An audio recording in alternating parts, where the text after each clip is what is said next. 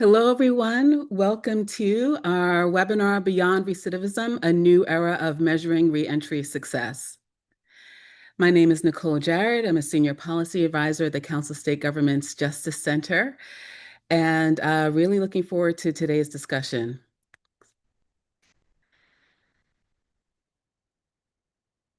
Next slide. The Council State Government's Justice Center, we are a national, nonprofit, nonpartisan organization that combines the power of a membership association serving state officials in all three branches of government with policy and research expertise to develop strategies that increase public safety and strengthen communities. Next slide. The way we work, we help bring people together. We help drive the field forward with original research. We help build momentum for practice and policy change, and we provide expert assistance by tackling some of the toughest challenges that we see in the field. Next slide. And the challenge that we want to talk about today is how we measure reentry success. And so, the plan for our time together right now is that we'll go over how states are redefining reentry success, the critical elements to measure beyond recidivism, a national perspective of ways to better understand recidivism. We'll hear from one of our speakers about redefining success for correctional agencies and some of the approaches that are being taken in Ohio, as well as looking at non-traditional metrics to expand our perspective at looking at recidivism, looking at some of the work that's happening in Pennsylvania. Next slide. I am pleased to be joined by a distinguished set of panelist speakers. First, Dr. Ronald Day, Chief Operating Officer of the Fortune Society and also Justice Center board member. Brian Wittrop, Chief of Strategy and Policy at the Ohio Department of Rehabilitation and Corrections. And Dr. Lucis Malachek, Deputy Secretary of the Pennsylvania Department of Corrections. Thank you all for being with me.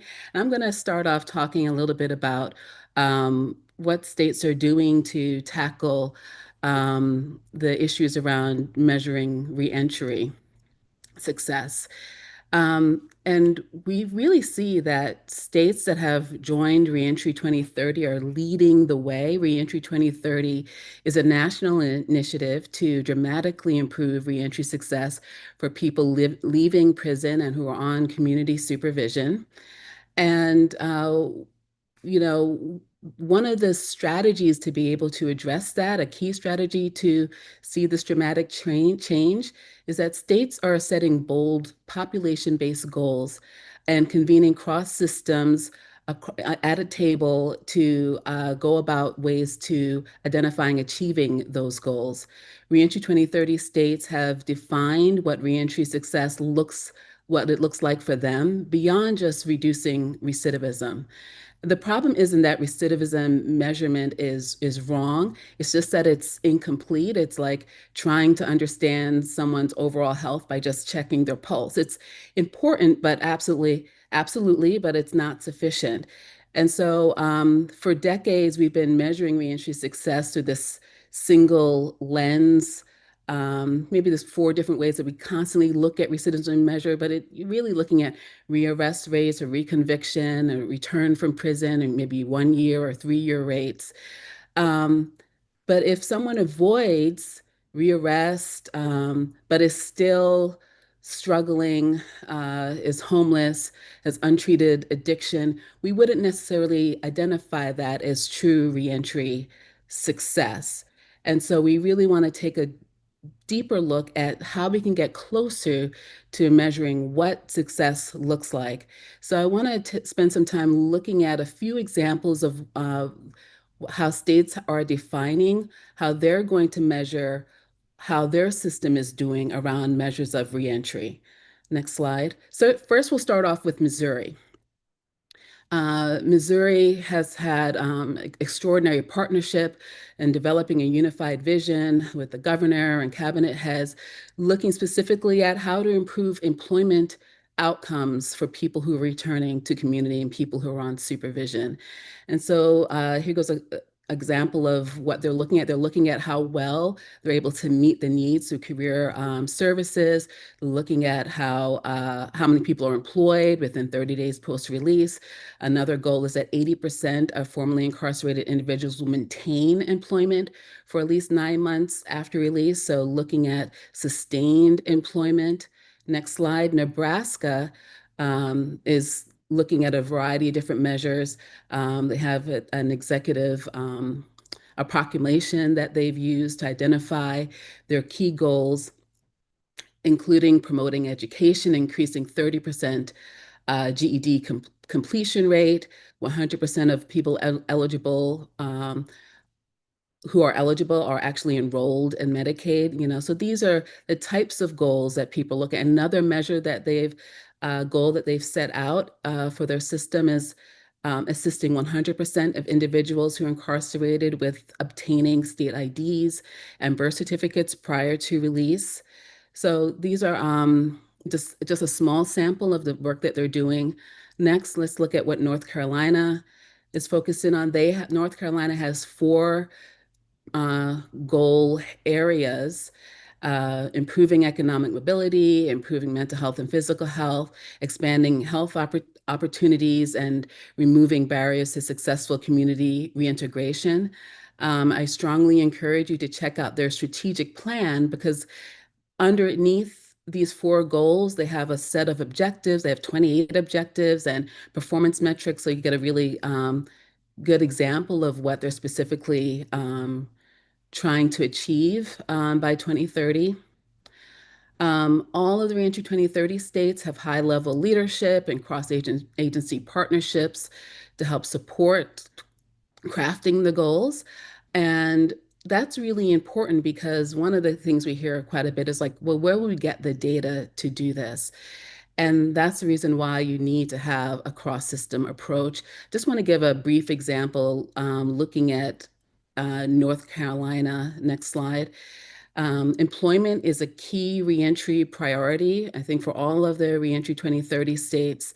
However, not many places are able to answer confidently how well people are doing on employment post-release. And so in North Carolina, the Department of Commerce is able to track the percentage of people who are employed 1 year post-release, as well as their median salary, as well as other data. So knowing, for example, that the median salary for someone who's formerly incarcerated is a little bit over $7,000, that has implications for reentry and interventions and things like that. So next slide. So earlier this year, the CSG Justice Center released a brief Beyond Recidivism, Redefining Measures to Understand Reentry Success. I strongly encourage you to check that out. In that, we identified 5 critical areas for measuring reentry success. The first one being recidivism progression. I know we said we're going beyond recidivism, but it's not just did someone recidivate or not, but looking at patterns over time, severity of new offenses, and time in between incidences. And I'll just give a few highlights. The brief will have a lot more examples. But for example, for a severity of defense, tailoring, it will help you tailor interventions and measures of desistance progression. So if someone moving away from criminal behavior, or are they increasing or escalating criminal behavior? So looking at felony versus misdemeanor, violent versus nonviolent, comparison of offense by degree and level, the percentage of individuals with a felony conviction who reoffend, but perhaps they reoffend with a misdemeanor. So looking at those patterns can tell you a lot about what the trends are for individual, and also on a population-based level, how well interventions are doing in terms of moving away from moving to a lesser severity of offenses. The other thing that you can look at is frequency of reoffense. So how many times someone has reoffended in the past year or 3 years. or have had a revocation or a violation. Looking at employment and financial stability. So, looking at job placement, retention, wages, career advancement. Most states have workforce training programs. So, knowing industry or job sector of post release employment would be really helpful for future programming. Knowing how many hours a week somebody is working, if it's part time or full time, all those are key indicators for understanding. Employment stability. Next, housing security, sorry. A number of ways you can look at that, including the duration of housing, the average length of time someone has remained in stable housing, the rate of housing transition that's happened over a period of time, the percentage of individuals that have experienced housing disruption or evictions within a year post-release, for example. So all those are just different examples of duration of housing. You can look at housing type, whether in transitional housing or shelters or permanent housing, and for how long they were in each type of housing. What is the rent burden, the percentage of their income spent on housing? How long it's taking them to get to permanent housing will also have implications for reentry coordination and support and referrals. Next is health and well-being. Uh, Looking at substance abuse treatment, referrals, enrollment into treatment programs, completion rates. Looking at mental health status is another. Looking at um, guides for individualized, helps you guide individualized treatment. But specifically looking at the percentage of individuals who are diagnosed with a mental health disorder or condition using the same types of measures and metrics that people in the community use that will help determine whether or not someone has access to certain types of benefits or programs that would include things that looking at functional impairment, for example, post-release. So that is really key. Looking at Medicaid enrollment, which reveals you know, whether or not somebody has timely access to healthcare coverage, which is a very common indicator for access for people who are not in the criminal justice system. And so it will highlight policy and practice needs that need to be addressed, uh, uh, regarding enrollment delays, looking at healthcare utilization. That helps detect over-reliance on emergency services or underuse of preventive services. So looking at the average number of doctor visits, emergency room visits, hospitalizations, for example. And then last but not least, the social reintegration. And that refers to the process of people reconnecting with their families, social networks, and family and local communities. You could look at the frequency of engagement in faith-based institutions or community organizations. You can look at someone's pro-social network and their engagement, how well they're involved in different activities, and really the their perceived quality of their social network is a key measure.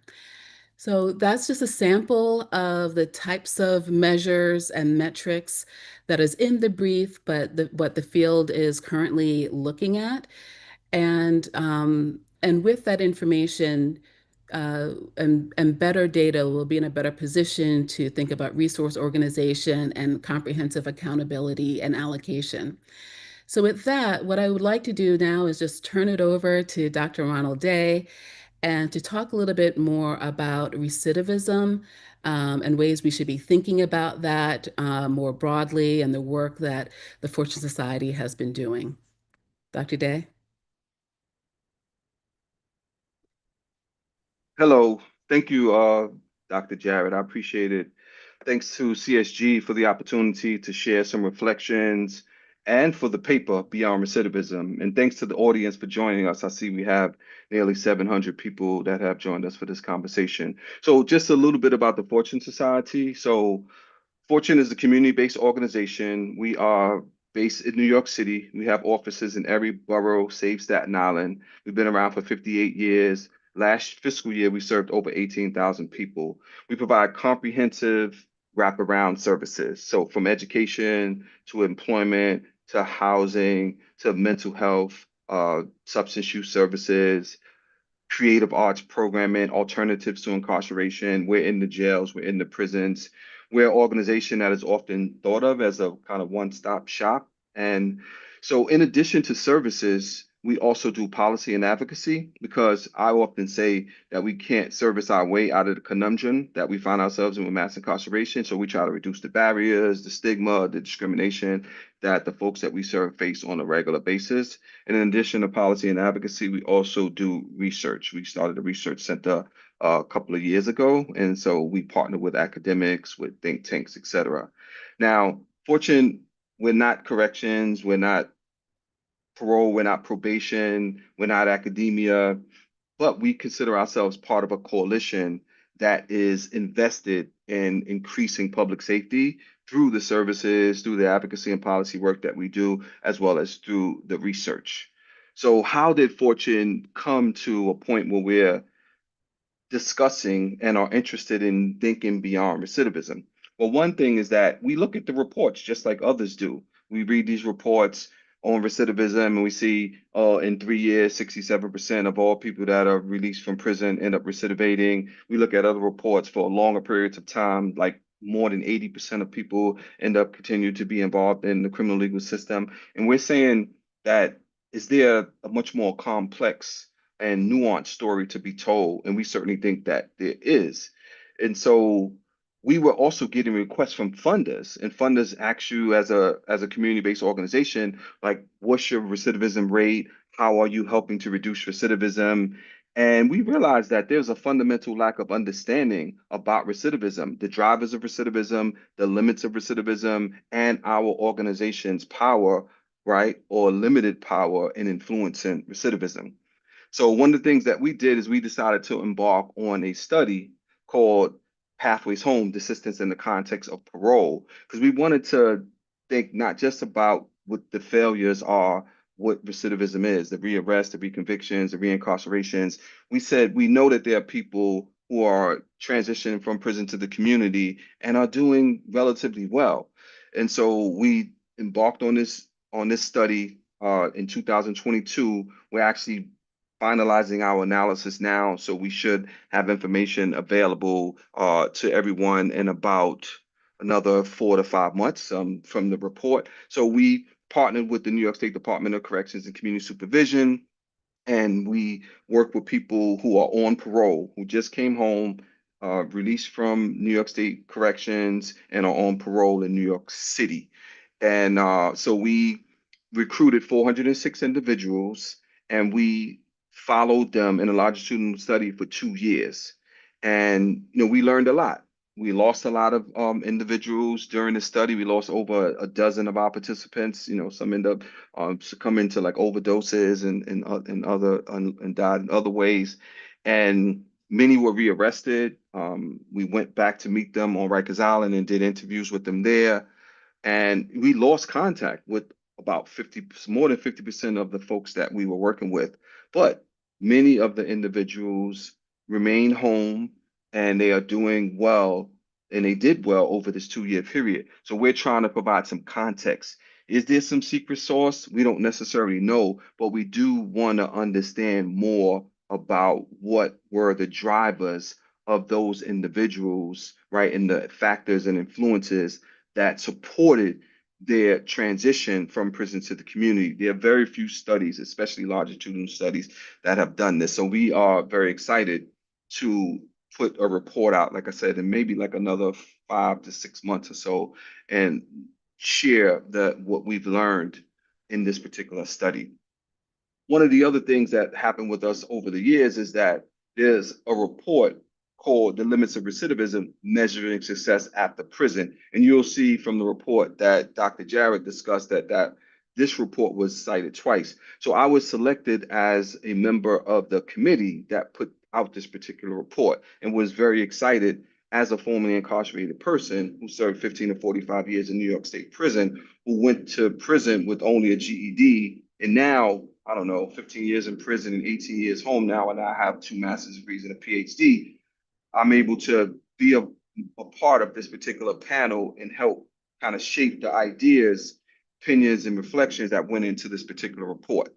One of the things that I want to mention is I'm gonna mention a couple of metrics that we discussed in addition to the ones that Ms. Jarrett just mentioned a second ago. But the first one that came out of this conversation was that the voices of formerly incarcerated people often omitted from research, and that formerly incarcerated people often have the most insight about what actually works and what doesn't work, and that engaging with this community actually helps to build trust. Where distrust has often been pretty pervasive, we heard that in these you know groups that we organize, these listening sessions to find out what were formerly incarcerated individuals, and these individuals were actually, fairly successful themselves. Some had been home a couple of years, some had been home 10, 20 years or so. But we made sure that that was a core part of the project. So just quickly, some of the alternative indicators of success that we discussed, besides the ones that Dr. Jarrett mentioned already, was one was well-being. And we went with well-being because we really wrestled with the idea of success. Even though the report is limits of recidivism measuring success, we were like, success is defined differently by so many people. And so there are instruments to measure well-being. And if you look at the report, you actually get, an idea of some of those instruments. But we wanted to get a much more comprehensive understanding of how people are doing in their transition from prison to the community. And one easy example for us is if a person is not getting rearrested or is not getting a violation of their parole or their supervision, does it actually mean that the person is doing well? Now, obviously, that's not the case. Quite the contrary, in some instances, the person could be struggling mightily to survive. And the reverse is also true. A person who's rearrested or who gets a technical parole violation could have been doing very well and will likely have a major setback because of a recent engagement with the criminal legal system. So another thing that we discussed besides well-being is also overall health. Now, Nicole mentioned that a little bit. I'm just elaborating on it slightly. Oftentimes, the research focuses on a particular issue, HIV, diabetes, hypertension, or something else. These are all very important, especially for people that are coming home from incarceration. But we were looking and talking and thinking about overall health. And we're trying to figure out some alternative measures for success. Don't just focus on one or two domains. And that's why we really pride ourselves at the Fortune Society at being an organization that offers so many comprehensive services, because some organizations can only offer one or maybe two or sometimes three services, but we see that the continuity of services is really important, and that if a person is getting employment services or getting some connection to health care, they also might need connection to benefits. How do I get benefits access? And some others, how do I get treatment services or what have you? And so the fact that we can refer people to all these different services, we see that as being hugely important for what we're doing, especially engagement. Another one of the issues that we discuss is engagement in healthcare. Like, how do we ensure as people transition from prison to the community or just engagement with the system, that they are connected to especially to a provider, because we know from many studies that individuals end up in emergency rooms when they don't have that type of access to care. And one thing that I know from incarceration, and we know from all these studies, is that people who go in at times to prison, they do not want to engage in healthcare on the inside, partly because there's, again, a lack of trust. And they think that instead of getting care, that they might actually get harmed.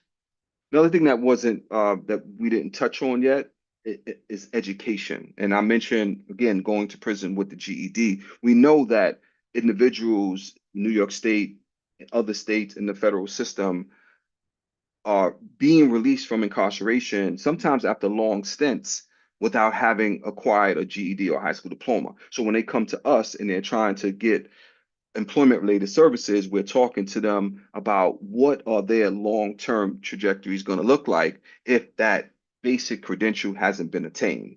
And so we're trying to encourage people to get as much education as they possibly can.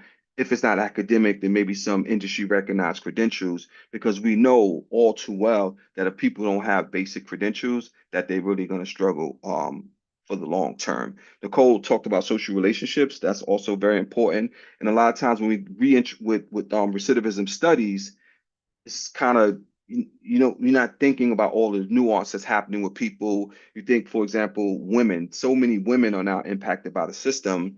When you ask women what is it that they are most interested in when they are returning home from incarceration, if they're parents, it's reestablishing contact with their children.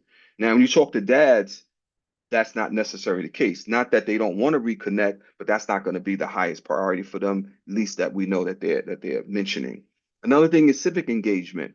Are people civically engaged? What impact is being civically engaged having with people, especially those who, like myself, had been totally disconnected from civic life. So these and some of the issues that Dr. Jarrett already mentioned are highly important. I want to touch on employment as well. I know she did a second ago. Intuitively, we believe that a job can change someone's life. We offer comprehensive employment related services. I've supervised our employment services programs for years. We see it happen routinely in our programs that people can do extremely well when they get jobs. But what about the long term? What about the success over time? Research is pretty sketchy, pretty shaky on the benefits of employment programs. I feel torn saying that, but it's true. And that's because there are so many thorny issues related to employment outcomes, wages, benefits, company politics, all these different issues. I ended up doing extensive research on this particular issue for my dissertation.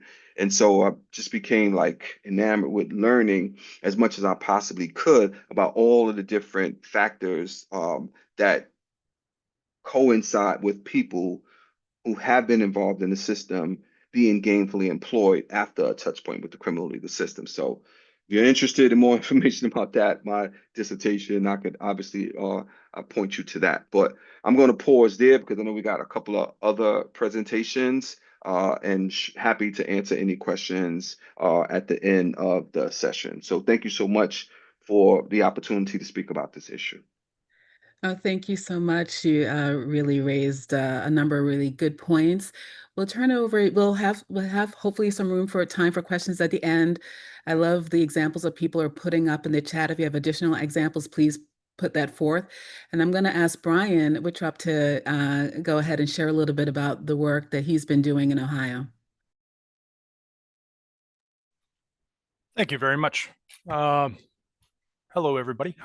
Well, we've already got a couple of welcomes, so I won't go through any of that rigmarole. I am from the state of Ohio, work in the Department of Corrections. This has been one of our big tasks, and to really look at metrics for success in corrections. And that, of course, leads us back to recidivism. However, there's a little bit of a different thing is that this was our work on this was prompted by the Correctional Leaders Association. There was a committee that was chaired by our director, Annette Chambers Smith, that was all about bringing us all together as different jurisdictions so that we're using the same, definitions and all these kind of things. Well, we studied that. All right. And bottom line, it's not possible. You can never compare recidivism across jurisdictions. It's never going to happen. There are too many circumstances that are going on. And so we don't know, let's say if someone, hey, we have this best practice over here that reduces recidivism by 17%, but their definition is 1 year, or their definition, or on the other hand, somebody only has a program that reduces recidivism by 4%, but their recidivism metric is more robust. It's include arrests or even reported behaviors and things of that nature. There's just too many definitions. And let's be honest with each other as practitioners. Our budgets come from government and from elected leaders and things of that nature. And people are not going to change their definitions that they're using because they've been using it for 20 years. Ours has been around for 25 years. So as long as you're always an apple, comparing apples together in Ohio works.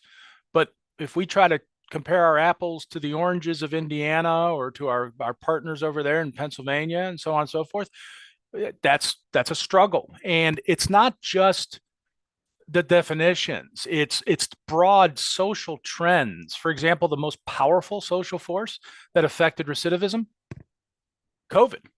That was a shutdown of the criminal justice system. Sure as heck is going to have a major impact. And if as corrections professionals we are judging ourselves, our success based on that, well, we're kind of taking a victory lap for something that we had nothing to do with. Furthermore, on the other hand, there can be public policy, there can be broad other social trends that actually increase your recidivism rate. For example, if all of a sudden there's a massive crackdown across multiple jurisdictions, or laws get changed, or sentencing practices get changed, or social services are interrupted in the wonderful work that the Dr. Day is doing, over there is interrupted because of funding or something like that, and all of a sudden recidivism goes up, and we look back and we say, hey, but that really wasn't us. It's too complex. And one of the biggest things about it as well, and I'm sorry, but it can be manipulated. It can be manipulated. I always say that somebody could appoint me to be a director of a major correctional agency, and I will be the most successful director in the world at reducing recidivism because I am going to stop all parole violations whatsoever. No one's ever coming back to prison in my state. Presto, I've just dropped my recidivism rate by 13%.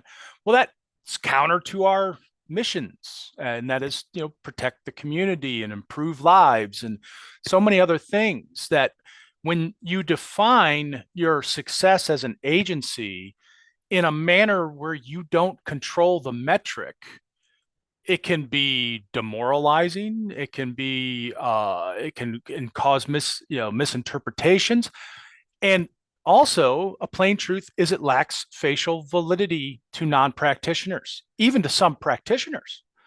Like, for example, if you go talk to corrections officers, or you talk to case managers, or you talk to different people, and they all bring up different things, about recidivism or what have you, that doesn't even have facial validity a lot of times with them, because people will define it differently and they'll look at it differently. And so with all of these major problems, you have this rehabilitative efforts can be hindered by even informal practices. So let's say, for example, I'm sure many of you have heard as practitioners, we can't get anybody to get jobs. We don't have anybody working right now. It's a major complaint. Everybody's bringing it up. And then as a person who is interested, and during a reentry process, you send over 100 people for a job, but then there's an informal practice at that location that says we don't hire anybody that has any type of record. Well, at that point, you're completely hindered by something informal and beyond your control. Recidivism is a societal metric of how good we are as a society at dealing with a multitude of issues, because with corrections, we're the end of the line. The people that come into our doors have already passed through every major social institution that exists. We're talking about going all the way back to, prenatal care. We know all this information, we know all these facts, and we know that by the time people get to corrections, they have profound needs, and there are profound social forces that are leading them, that are contributing to the criminality. And we can't fix that.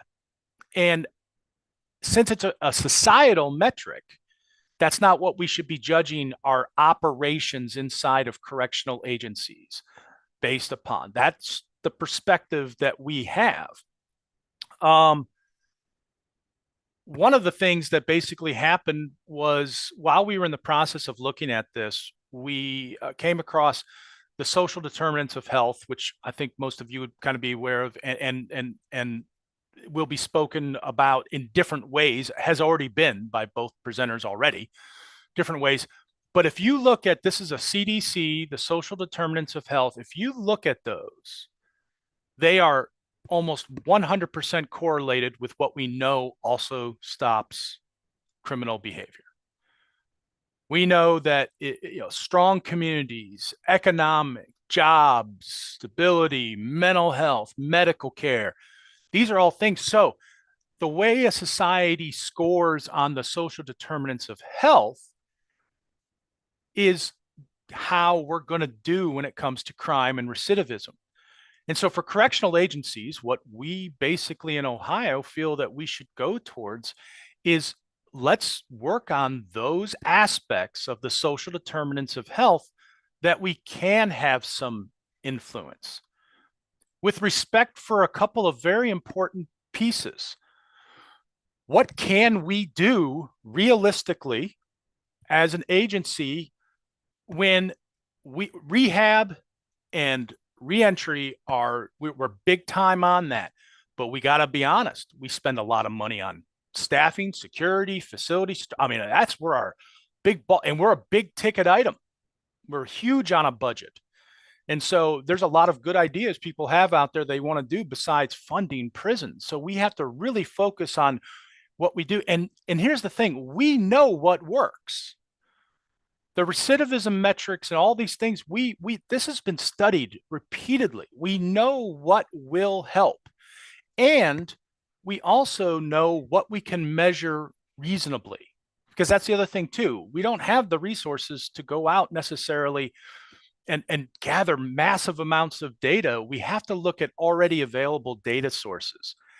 And then finally, one of the big motivations, before I get into a few examples of our direction that we're heading into, and this is a lot of information in a short period of time, trust me, we could talk for hours about it. But one of a big piece of this as well is public policy and advising public policy.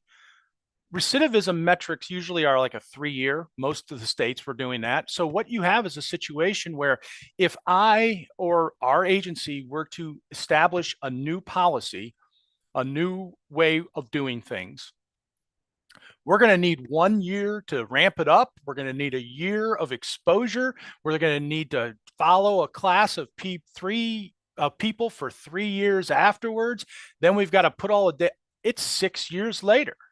There is no politician that wants to hear, I'll get back to you in 6 years and tell you if the $10 million you gave me is doing any good. You got to be a little bit more nimble and quicker in this modern age in which people are data popping everywhere. So that's what we really kind of focused on. And we looked at such things as education. We know education works. Education not only works by reducing recidivism, it reduces crime, it increases your chances of being employed. It just works. We know it. So we don't need to study that anymore. What we need to do is we need to find out how well we're doing at getting people educated. So how many people come in that need a GED, get a GED? How many people do we serve? Are we doing our best to maximize the resources that we have in those areas? Or college education, job and vocational training. But here's the cool thing we can also do in Ohio is we can train somebody, we can do our vocational programs, then we follow them after release, and we can get tax records and we can know identified whether or not individuals who go through particular programs are going to how their wages, well, how fast did they get employed, how all these different things that we can say, and we can get that in like 6 to 9 months, maybe a year at the max, to know what vocational programs are paying off the best. Also, we've already talked about whether or not people have a residence, but the Medicaid pre-enrollment, that was brought up as well. We know that if you pre-enroll people in Medicaid, that you not only reduce all of the metrics that we look at for criminal, recidivism, just all of them. But also, the most amazing thing about it, in my opinion, is that it literally reverses the systemic disparities that exist for African Americans in the United States. It's a program that benefits that group more. And in a world in which a lot of times our institutions amplify disparities, when you can reduce those as an agency, that is a huge thing. And we know now right away, we can tell people factually this works. So what is our metric? How effective are we at getting them pre-registered? And if that slips down, we know we got to improve our performance. But we're doing our part to help and to do what we can do as a correctional agency based upon the limitations. And I now have hit my time. So back at you. Thanks, Brian. Really appreciate your insights there. Let me turn it over to Dr. Luka Malashek to talk about the way you guys are approaching this challenge in Pennsylvania. Thank you, Dr. Jarrett, and much appreciated the invitation here to speak with Brian and Dr. Day. This is a wonderful opportunity, and so glad to share what we're doing here in Pennsylvania. When we talk about reentry success today, especially, you can hear that the conversation is shifting in important ways, and we're beginning to recognize that success is about more than just whether someone comes back into prison. It's about the progress that they make along the way. And so whether it's obtaining the GED or securing a job or finding employment or even something as basic as getting an ID, these are critical milestones and they should be celebrated. And they let us know that people are taking meaningful and positive steps forward in their lives. And in many instances, as correctional professionals, we are contributing to those positive steps in their life. But even as we embrace these new holistic measures of success, I think it's important, and I'll step out on a limb here, kind of on my own, I guess. I think it's important that we don't lose sight about recidivism. It remains a vital and central measure of reentry success. And I think it does because it gets at the heart of what corrections is supposed to be about. And, in Pennsylvania, and I imagine like many other jurisdictions, a part of our mission statement is an effort to help reduce recidivism. And our mission statement also mentions ensuring that we provide educational opportunities and ensuring that medical and mental health care are being delivered. But if you think about our work through the lens of a business, and you ask yourself, what do we build here in corrections? And I challenge you to think about a business like Tesla. Tesla builds cars. Apple builds phones. So what do we build here in corrections? And to me and to us in Pennsylvania, it's public safety. And so what we're talking about here today through the lens of business is now, how do we measure our success in building public safety? And I think if we exclude recidivism from that conversation, we don't necessarily have the entire picture. Just as everybody else has been saying, if we simply look at recidivism as the only measure of success, I think we're missing the mark as well. I think recidivism is not necessarily an individual metric. I think this falls along the lines of what we've heard today from others.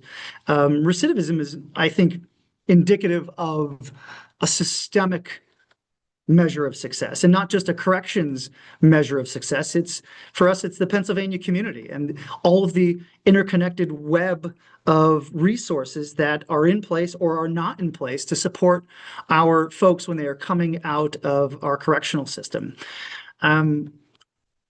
I think if somebody earns a GED, that's fantastic. Somebody secures employment, that's a huge barrier that is being addressed. They secure a place to live.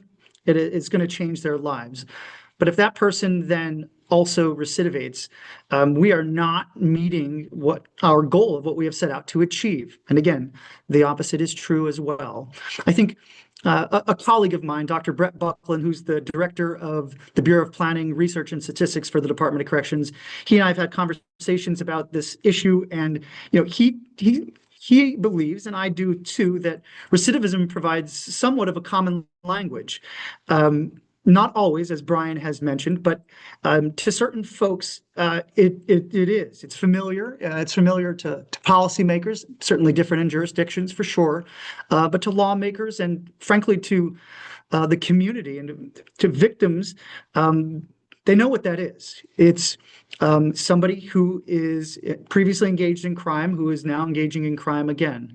I think recidivism, it forces us to be honest about barriers that people face. And if recidivism rates remain high, we recognize that likely those social determinants of health that I referenced earlier, they still are concerning and they haven't been addressed completely. So yes, I am with the group. We absolutely need to broaden how we view reentry success and how we measure reentry success. We need to count GEDs. We need to count IDs. We need to measure how long people are employed or how long it takes for people to get employed. We need to measure how quickly we are getting people enrolled into Medicaid. But we also need to keep tabs on how often these folks are committing additional crimes and getting recommitted to prisons as well. In Pennsylvania, we continue to lean into measuring recidivism and defining it with rearrests and reincarceration. But we're evolving how we use the metric of recidivism to define our success. And historically, we've done what most jurisdictions have done. We measure recidivism and we report it. And we report it publicly until now. So in January of 2025 of this year, we began a new statewide project called the Recidivism and Desistance Initiative, or RDI. The novelty of RDI is that instead of simply reporting our data publicly by state prison, and noting the changes year to year between people who come through our state prisons, what RDI now does is we are collecting data and we are reporting our recidivism rates, not only for our state correctional institutions, but we are also doing it for our community correction centers and our community contract facilities and all of our parole district offices, accounting for all aspects of our organization, both inside and out, including more than 60 locations. This is a huge undertaking for us, but that's not all that we've done. So instead of just collecting and reporting the data now for all of our locations and not just our state prisons, the Office of Reentry has partnered with the Bureau of Planning, Research, and Statistics, headed up by Dr. Brett Buckland, and we have established objective recidivism reduction and desistance enhancing goals for each and every one of our locations. And all of these goals are objectively different for each location. So for our state prisons, we looked at recidivism data for the years of 2022, and 2023. We excluded the COVID years, and we created monthly expected average recidivism rates. These were our goals for each month in the year of 2025, and we will continue to do this moving forward. Then, beginning in January of this year, we began tracking every single person that left our system, and we monitored their rate of return, either through rearrest or reincarceration, against these expected monthly goals. Now, because transfers happen, and each prison has unique factors and a unique mission, and now unique objective recidivism reduction goals, the elegance of this approach is that each prison is only compared to themselves. And again, there are certainly criticisms of this approach, I imagine. But given that transfers happen, and we are also weighing the amount of time that a person has spent at each prison during their incarceration, and we are allocating that proportion of time to the responsibility of recidivism or the success that that person has experienced to each prison. For our community corrections centers, we've established monthly expected average recidivism rates based off of monthly recidivism data from last year. So now, on a monthly basis, all successful discharges that come in through our centers and are successfully discharged out of our community corrections centers, we review them over a rolling 6-month period. The percentage of those discharges that are arrested or went back to prison for any reason, including technical violations, are calculated. Again, as the same with our prisons, because of the approach that we're taking, each center is only compared to themselves. We're not comparing one center in Philadelphia to another center in Pittsburgh. It is really a race against yourself. And for our district offices, we are using recidivism data from 4 of the last 6 years, like we did with our state prisons, to generate these expected average recidivism rate goals. We then look back over a period of 1 month, and we are including a large sample of those on supervision and calculating those who were rearrested while under supervision. We're including only rearrests because we are concerned, as mentioned earlier, we're concerned about the data potentially being unintentionally or intentionally manipulated by our staff, and we don't want that to be a part of this analysis. But picture this. On a monthly basis, we're collecting all of this data. We're reporting out on all of this data as close to real time as we possibly can. We're actually comparing each location to established goals that they are aware of. And this data is shared statewide on a monthly basis within our core report. That's CORE, our Central Office Reentry Report. This data is not only shared, but we have established incentives and rewards for those locations who are meeting their recidivism reduction goals. An example of the monthly incentives that we established, we are providing, and this might sound different, but it's something that we thought would be valued by our institutions and our locations, but we are sending them official certificates signed by the Secretary of Corrections and other relevant executive leadership staff.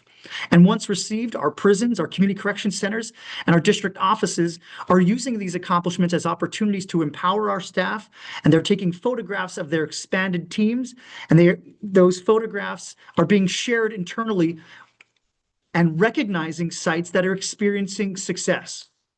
For those sites who have achieved 3 or more consecutive months meeting their recidivism reduction goals, not only are they receiving this framed certificate and they're taking these team photographs, these photographs and their stories are being shared publicly on social media and other public media platforms to celebrate these wins, our teams, and to allow these folks to tell their story about their success of those reentering the Pennsylvania community through their locations.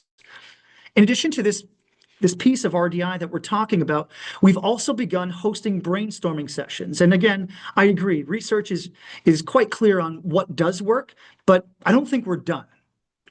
And these brainstorming sessions have been focused on identifying the potential local or organizational influences or factors that are contributing to the positive or not positive outcomes that locations are experiencing with regard to reducing recidivism. And I wanted to share a few of these outcomes with you that we've heard from some of our sites. One of the community correction centers, they noted that over the past year, so January to July of this year, they've recognized and objectively recognized that there has been a rise in their hard-to-place population, making it more difficult for these folks to be successfully reintegrated into the community. We've also recognized an increase, and this was mentioned by another community correction center, an increase in the number of reentrants who are coming to a center who were not originally from that area. Although there's research that actually suggests that they should be actually experiencing better rates, our folks are seeing that that might be part of the reason why they are experiencing the success. Some of the hypothesized reasons for success at multiple sites have been cited. We've cited employment rates, has been talked about earlier today. We've also talked about a new budgeting program that was implemented at the beginning of the year at one of our local facilities, and we are experiencing positive outcomes because of that as well, we believe.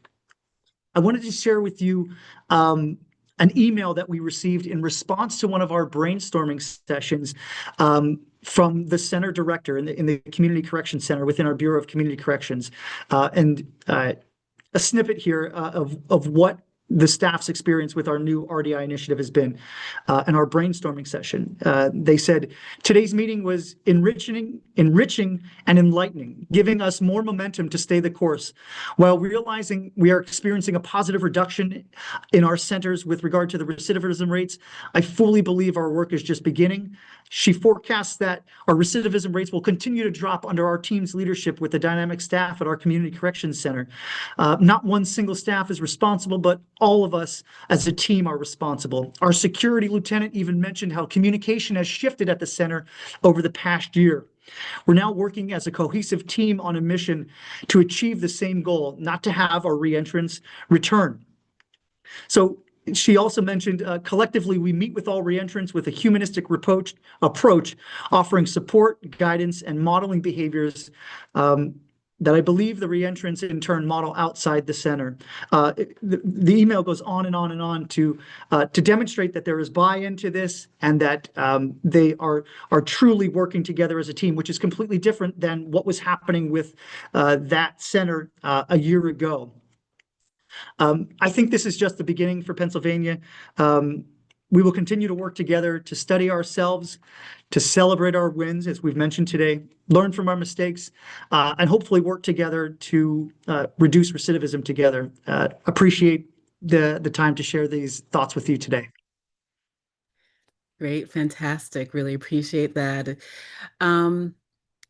We have a lot of questions, a lot of activity in the chat, which I truly appreciate you all weighing in.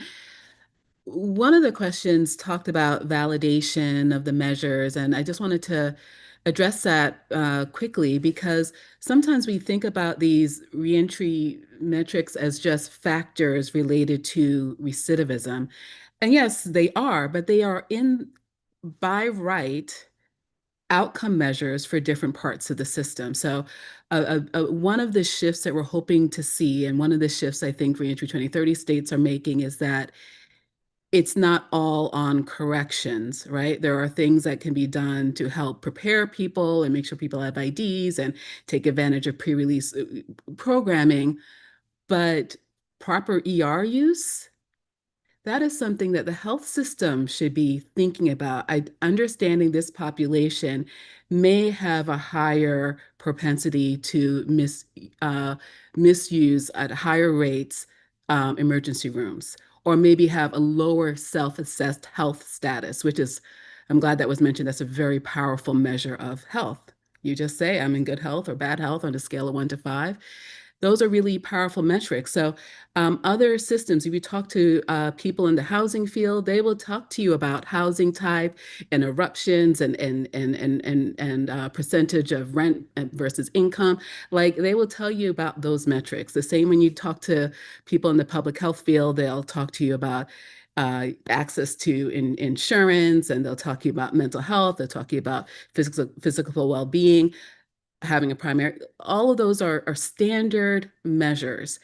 And so what we're, same thing, education and income. So what we're talking about in this is other parts of the system, seeing, understanding where the reentry population is in terms of their general metrics, so they're not like lost in the sauce, that you may say, oh, this is just one group of people in this zip code, but it may not just be the zip code. It may be it's the people who are returning to a particular zip code that are making their outcome measures kind of, showing people at higher risk. And so, and then, like in Arizona and Reentry 2030 states, each agency then looks at reporting out how well they're doing. And so, I'm glad Brian mentioned the social determinants of health.